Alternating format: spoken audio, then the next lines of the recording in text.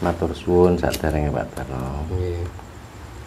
Kula tertarik kalian topik dinten iki nggih menika sangkan paraning dumadi. Nggih. Sing kula pengin mangertosi, kula nyuwun wejangan utawi wedaran.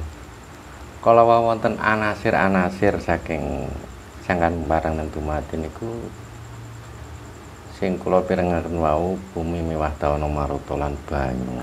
Nggih. Menggah anasir-anasir kala wau diwastani kalih nafsu Pak nggih. Nggih. Napa menika nggih jumbuh ngoten Pak. Kula nyuwun wejangan ngeten wados kula kalih derek-derek menika saged angsal kepahaman sing langkung ngoten Pak. Matur suwun Pak. Nggih. Nggih, anasir batang perkara nggih, bumi, geni, banyu, lan angin. Napa niku sami kalih nafsu? Ngoten nggih pertanyaane. Nggih. Benten, Pak. Cuman persamaane meh sami. Nggih, lek geni persamaane kalih nafsu amarah.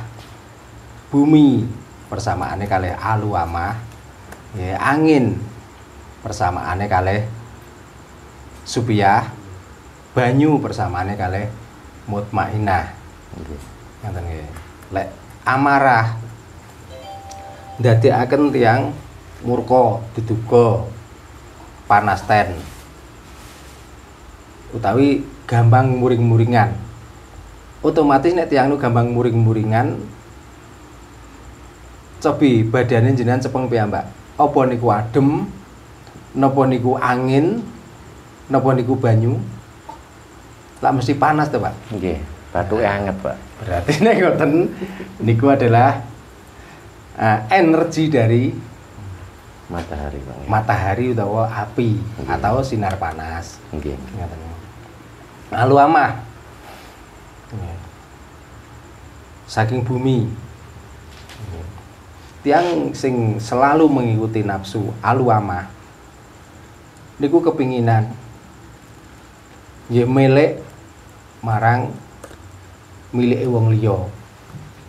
Cara sakniki ngoten diarani drengki, srei, jahil, metakil.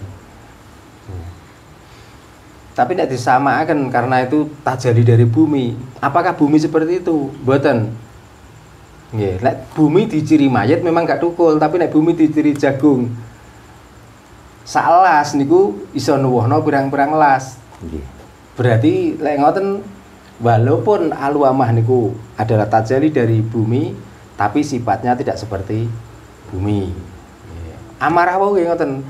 Di saat kita marah, di saat kita itu emosi, mungkin pungkasane napa? Tawur. Tapi dikala matahari yang menyinari bumi atau menyinari tanaman, dia akan menghasilkan tanaman yang hijau subur. Padha panase, Pak, ning beda fungsinya. Nggih.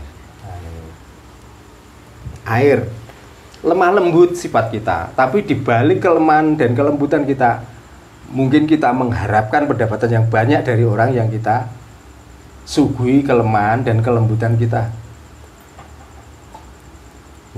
Sifatnya mek sami, air juga menghanyutkan, manusia pun kalau mengikuti nafsu itu juga akan menghanyutkan orang lain.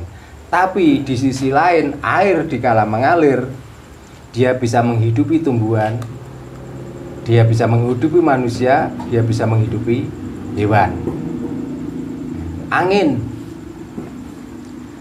adalah kata-kata yang sangat keras yang membuat orang lain itu sampai kadang-kadang takut. Bukan marah sebenarnya. Contohnya itu seperti jenengan mundur diarani wedi, jenengan maju diarani kewanen. Akhirnya itu seperti timbang mundur ya ajur, maju ya ora urung lencu, alung mengeluarkan kata-kata keras. Nggih, niku tajalane angin. Nggih. Tapi angin yang seperti itu apakah mendinginkan orang lain? Kan benten, kan beda kali angin niki sami mawon. Angin di saat keras dinamakan puting beliung juga akan menghancurkan. suara yang sangat keras juga menghancurkan. Tapi di sisi lain, di saat kita itu kepanasan, di saat kita itu keluar keringat banyak, di saat ada angin, apa yang terjadi? Kita menjadi segar.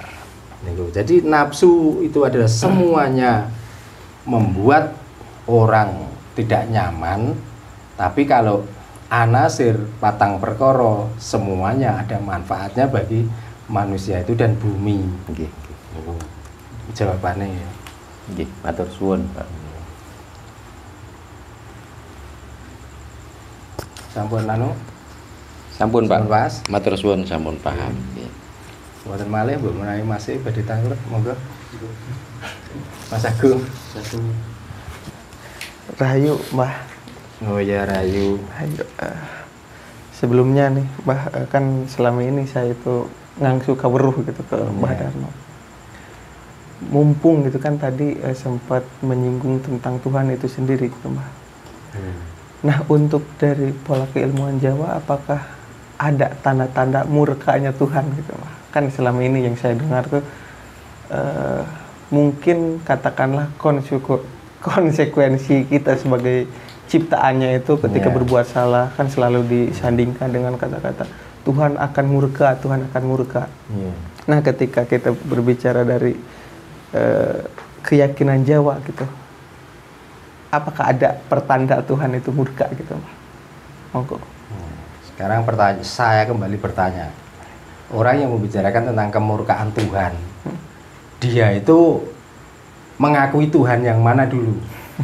Karena Tuhan tadi sudah saya jelaskan, Tuhannya orang Jawa beda dengan Tuhan orang-orang yang saat ini lagi mabuk Tuhan. Beda. Kalau orang-orang yang mabuk Tuhan, seolah-olah di saat kita tuh melakukan kesalahan, terus Tuhan yang dianggap itu tuh murka, kita itu seolah-olah akan dia adab, kita akan disiksa seperti itu. Tapi buktinya orang yang selama ini kita anggap taat, orang yang selama ini kita anggap dekat dengan Tuhan, kok malah banyak siksanya, banyak kemurkaan Tuhannya. Ini disebabkan oleh apa? Orang Jawa pun juga percaya, karena Tuhan adalah tajali alam yang ada ini. Di saat kita tuh salah mengelola alam, maka di situ alam atau Tuhan atau Allah itu murka. Contohnya gimana? Apakah tidak sedikit orang itu yang kurang waspada? Dengan adanya gunung digali, masuk, dia tidak memikirkan kekuatan gunung ini seberapa. Karena asik mencari berkah dari bumi itulah, maka tidak memperhitungkan alam itu mau gempa atau mau longsor. Akhirnya dengan kecerobohan manusia, dengan sendirinya alam itu akan longsor dan ambruk ya. Ya itu kalau bahasa Jawa ini ngebrui wong iku dhewe. Apa mungkin kalau alam yang digali waktu itu dengan kedalaman dan apa yang masuknya sampai gak kira-kira, apa mungkin dengan alam ini ya longsor terus tetangga kita yang jauh sana kena? Enggak mungkin. Jadi tinggal kita cara mengelola alam itu bagaimana. Jadi jangan terpaku pada Tuhan yang dibicarakan itu. Karena apapun yang kita lakukan, apapun yang diperbuat manusia, ini semua skenario Tuhan. Gitu loh. Lah kalau skenario, kenapa dia harus murka? Apa mungkin ada produser nyuruh kamu di saat pentas di teater. Kamu menjadi maling terus di situ kamu menjadi kiai?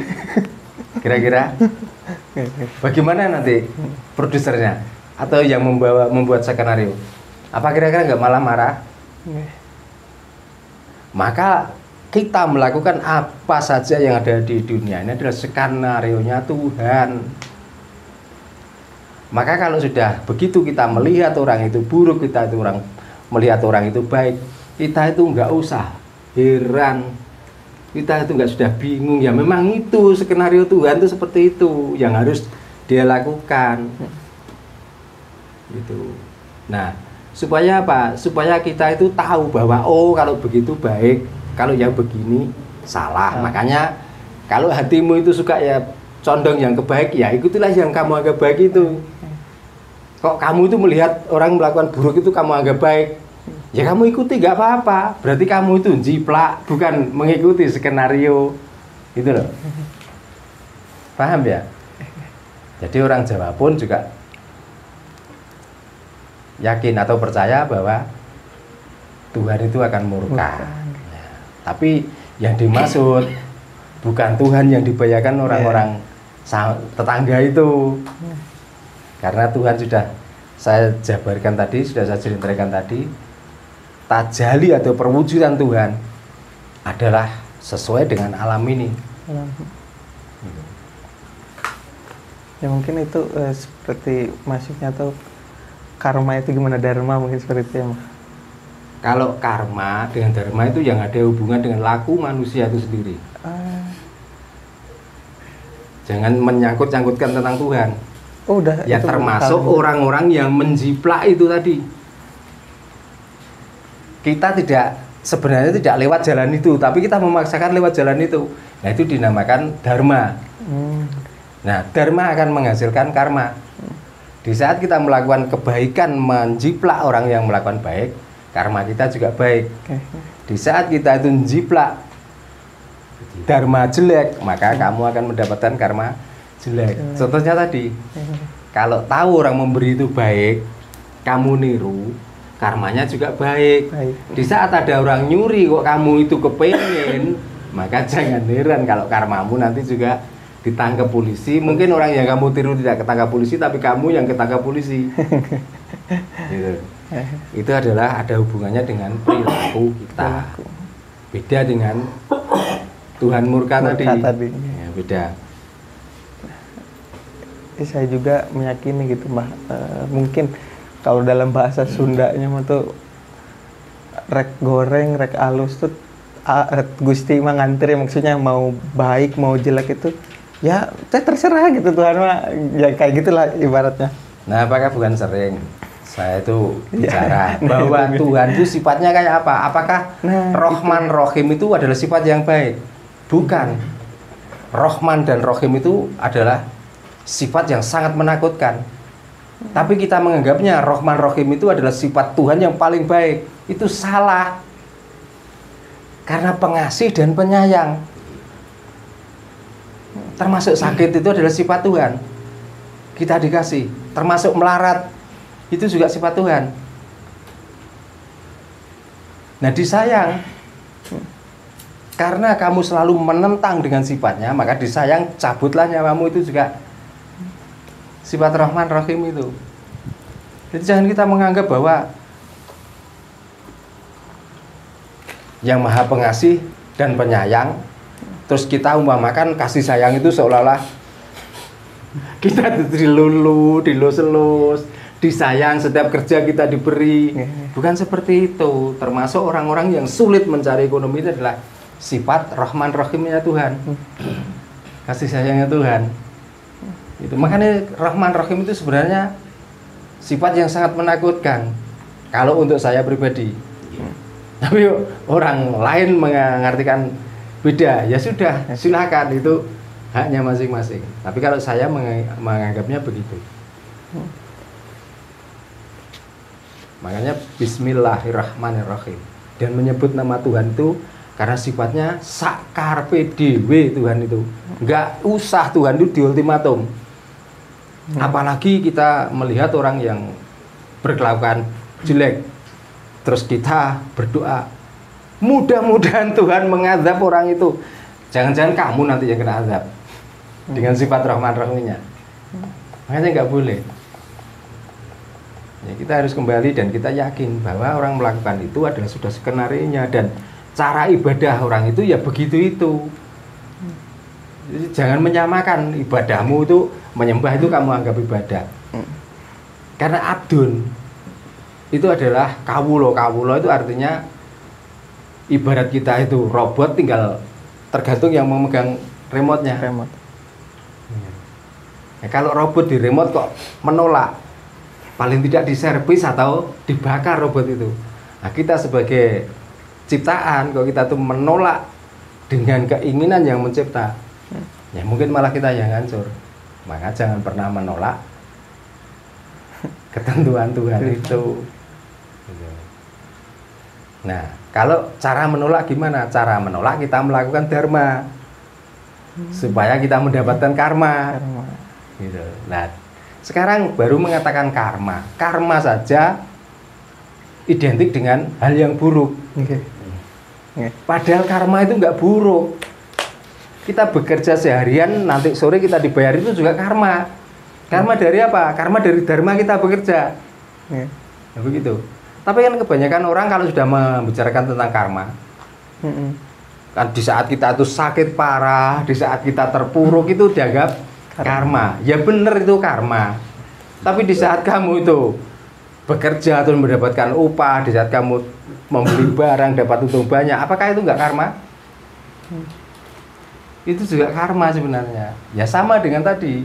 Kita kalau salah mengartikan sifat Rahman Rahim, seolah kita itu selalu dilus-lus, seolah kita itu disayangi dengan sehat. Kayaknya seperti itu.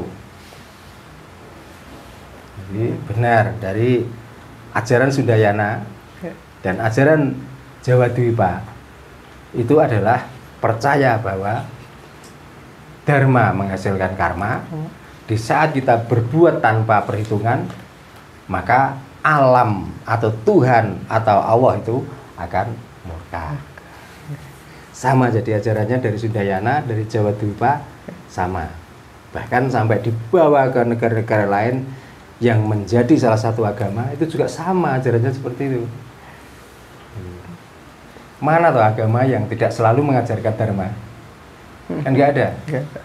Cuman karmanya dilebih-lebihkan. Nah itu kadang-kadang kita itu hanya mengharap karma, tapi kita kadang lupa dengan dharma. Jadi kita selalu menuntut hak, tapi jarang melakukan kewajiban. Seolah-olah kita kalau sudah melakukan kewajiban seperti itu, nanti haknya akan mendapatkan banyak. Kadang-kadang sampai seperti itu. Ya kita lupa bahwa kita itu enggak ubahnya seperti wayang satu kotak. Tergantung dalang cara memerankannya. Nah, wayang yang diperankan oleh dalang nggak boleh menentang dalangnya. Kalau wayang itu nanti menentang dalangnya, orang-orang di gua saja pada kelir. Gitu. Contohnya apa? Contohnya Buto Cakil. Kalau Buto Cakil harus memerankan peran yang seperti itu. Ya nggak boleh Buto Cakil moro-moro metu kowe arep nondi Gus, ya nggak boleh. Ya harus bicara keras, harus bicara menakutkan. Ada lagi? Sampun, Mbah. Matur suwun.